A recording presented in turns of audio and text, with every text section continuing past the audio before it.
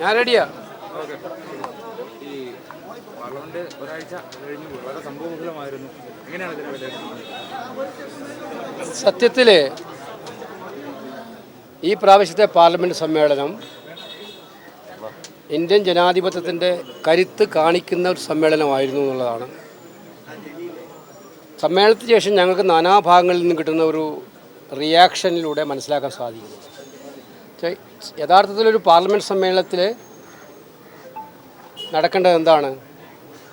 സർക്കാരിൻ്റെ തെറ്റുകളെ കണിശമായി സ്ക്രൂട്ടനൈ ചെയ്ത് ക്രിട്ടിസൈസ് ചെയ്യപ്പെടേണ്ട ഒരു പശ്ചാത്തലം, ഗവൺമെൻറ്റിൻ്റെ കാര്യങ്ങൾ പറയാനുള്ളൊരവസരം, ഇത് രണ്ടും നടന്നൊരു സമ്മേളനമായിട്ടാണ് ഇത് കാണുന്നത്. ഇപ്പോൾ പുറത്തു വരുന്ന ഒരു ആരോപണമുണ്ട്, KPCC അധ്യക്ഷൻ കെ സുധാകരനെ അപായപ്പെടുത്താൻ കൂടോത്രം വെച്ചു എന്നുള്ള ആരോപണം വരുന്നുണ്ട്. അതിൻ്റെ ദൃശ്യങ്ങളടക്കം പുറത്തു വരുന്നുണ്ട്. അതിനോട് എങ്ങനെയായിരിക്കും? ഞാൻ അറിഞ്ഞിട്ടില്ല, അറിയാത്ത കാര്യങ്ങൾ പ്രതികരിക്കും. അതിലെ ദൃശ്യങ്ങളിൽ കെ സുധാകരൻ തന്നെ ഉണ്ട്, ഒപ്പം തന്നെ അദ്ദേഹത്തോടൊപ്പം രാജ്മോഹൻ ഉണ്ണിത്താനുണ്ട്, ഒരു മന്ത്രവാദിയുണ്ട്. ഇവർ പറയുന്നത് KPCC പ്രസിഡന്റിന്റെ കണ്ണൂരിലെ വീട്ടിലുണ്ട്, ഒപ്പം തന്നെ തിരുവനന്തപുരത്തെ വസതിയിൽ KPCC പ്രസിഡന്റ് ഇരിക്കുന്ന KPCC ഓഫീസിനകത്ത് പോലും. ഇപ്പോഴാണ് എനിക്ക് മനസ്സിലായത് അദ്ദേഹത്തിന് കാണാനാണ് നിങ്ങൾ വെയിറ്റ് ചെയ്യുന്നത് അത് ചോദിക്കാനായിട്ട്. മറ്റൊരു ചോദ്യം, അതായത് KSU നേതാവിനെ മർദ്ദിച്ചു എന്നുള്ളൊരു ആരോപണം കഴിഞ്ഞ ദിവസം ഉണ്ടായിട്ടുണ്ട്. അതിനെ തുടർന്ന് വലിയ രീതിയിലുള്ള സംഭവവികാസങ്ങളുണ്ടായി. MLA-മാർക്കെതിരെ അടക്കം കേസെടുക്കുന്ന സന്ദർഭം. ഇന്നിപ്പോൾ നിയമസഭയിൽ അടിയന്തര പ്രമേയമായി പ്രതിപക്ഷം അത് ഉന്നയിച്ചു. അപ്പോൾ ആ സമയത്തൊക്കെ മുഖ്യമന്ത്രി അതിന് മറുപടി നൽകിയത് KSU-ൻ്റെ അല്ലെങ്കിൽ യൂത്ത് കോൺഗ്രസ് നേതാക്കളുടെ KG സെൻറ്റർ ആക്രമണമൊക്കെ വെച്ചാണ് മുഖ്യമന്ത്രി അതിന് മറുപടി നൽകിയത്. എങ്ങനെയാണ് ഈ കഴിഞ്ഞ ദിവസം നടന്ന സംഘർഷത്തെ കാണുന്നത്? അല്ല, ഇത് സത്യത്തിൽ ഏറ്റവും ഗുരുതരമായിട്ടുള്ളൊരു വിദ്യാർത്ഥി പ്രശ്നം ഉന്നയിച്ചുകൊണ്ടാണ് KSU സമരം നടത്തിയത്. വിദ്യാർത്ഥികളുടെ ബാധിക്കുന്ന, അതല്ലാണ്ട് അവർ രാഷ്ട്രീയ വിഷയങ്ങൾ ഉന്നയിച്ചിട്ടല്ലല്ലോ നടത്തിയത്. ആ സമരത്തെ കൈകാര്യം ചെയ്ത പോലീസ് രീതി അപലപിക്കുന്നതിന് പകരം ഇനി ആ കുട്ടികളെ തല്ലുകിട്ടി ആശുപത്രിയിലായ കുട്ടികളെ വീണ്ടും അപമാനിക്കുന്നത്. പണ്ട് ഇതുപോലെ തന്നെ ജീവൻ രക്ഷാ പ്രവർത്തനം നടത്തുകയാണെന്ന് പോലീസുകാരെക്കുറിച്ച് മുഖ്യമന്ത്രി പറഞ്ഞ ഒരു കാര്യമാണ് ഇപ്പോൾ എനിക്ക് ഓർമ്മ വരുന്നത്.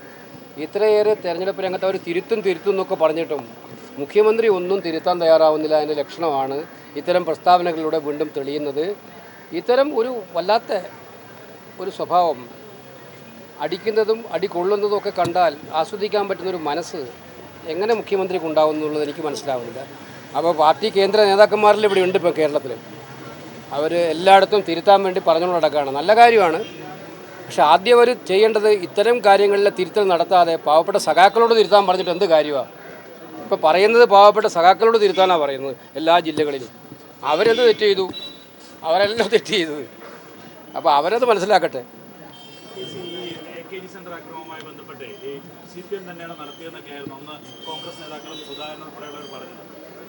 യൂത്ത് കോൺഗ്രസിൻ്റെ ഒരു നേതാവ് തന്നെയാണ് ദില്ലിയിൽ. അല്ല, അതിനകത്ത് എനിക്ക് എന്താണ് അവരുടെ അന്വേഷണത്തിൻ്റെ രീതി, ഏത് രീതിയിലാണെന്ന്, എങ്ങനെ അയാളെ പ്രതിയാക്കിയൊന്നും എനിക്കറിയില്ലല്ലോ.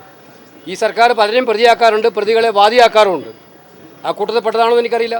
വസ്തുതകൾ പുറത്തു വരട്ടെ, എല്ലാ വസ്തുതകളും പുറത്തു വരട്ടെ, അന്വേഷണ വിവരങ്ങളെല്ലാം പുറത്തു വരട്ടെ, കോടതികൾ മുമ്പാകെ വരുമല്ലോ.